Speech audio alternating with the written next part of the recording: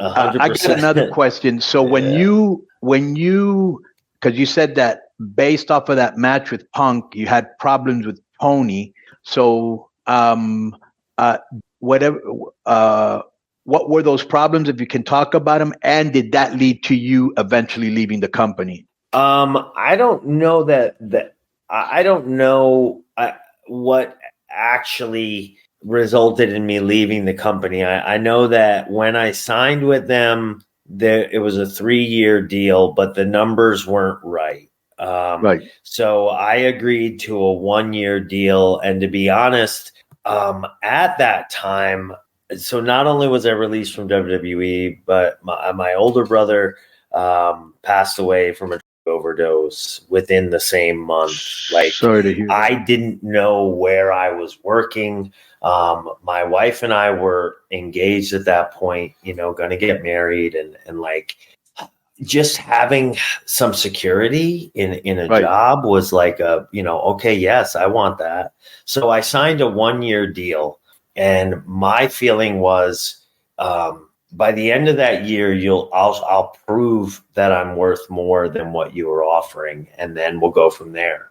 And when we got to the end of that year, like, first off, I'm going to say I'm grateful that Tony was willing to give me any of his money. Like, talk about first world problems. Like, oh my God, you're not, you like, you need to give me more of your money. No, you're willing to give me any of your money. Holy, I'm grateful. But when we got to the end of that year, I felt like, I know my value, and we weren't agreeing on the numbers. And so I walked, and it comes down to nothing more than that. Like, so now that you were telling me this, I'm wondering, you said you were released by WWE, or did I hear you wrong?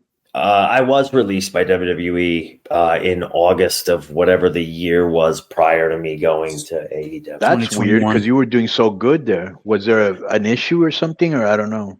I think it was the pandemic.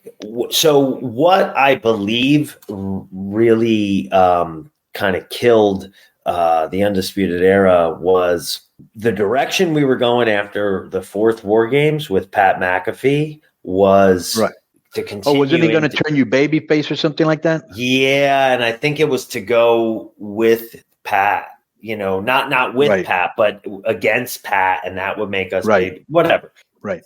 Things went south on the deal with Pat, or looked like they were going to, so they changed the plan for us. And I think just for lack of something else to do with us, they just finally said, okay, well, we've thought about it for a few times now. Let's just split them up. So they did. And when they did, I think immediately, everybody kind of regretted it, because it was one of those things that the fans just didn't want.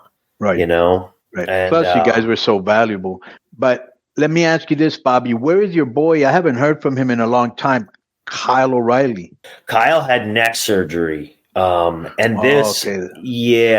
he's been he's still under contract with AEW, and love AEW or hate him, love Tony Khan or hate him. I can say nothing but positive things about the fact that, like, Kyle's been on the payroll the whole time. He's even Tony when Santana, when he broke his leg, he kept paying him for a year. Yeah, Tony Khan will take care of you. My issues with Tony were never personal either. Like, I don't know the man well enough personally to have an issue with him. And like I said, I'm grateful for the money, but like, for what he's done for Kyle alone, and Kyle being one of my closest friends, Kyle's got a wife and a daughter, and like, that alone I'll respect and have. Yeah, that talks loads about him. Yeah, it does 100%. Yeah, because he could have wiped his hand and released him. Sure could. There's a few different heartless ways that he could have gone about that, and I think both you guys have seen that side of pro wrestling, get a little ugly sometimes.